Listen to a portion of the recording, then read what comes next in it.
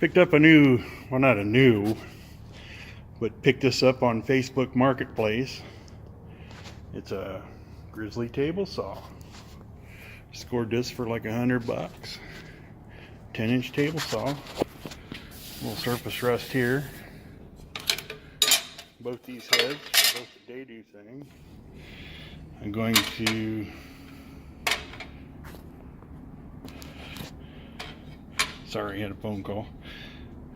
Needs a new blade, obviously, but I'll be able to put a day-do head on this one, unlike the other one. I need to get a different fence. He had to just threw that in there.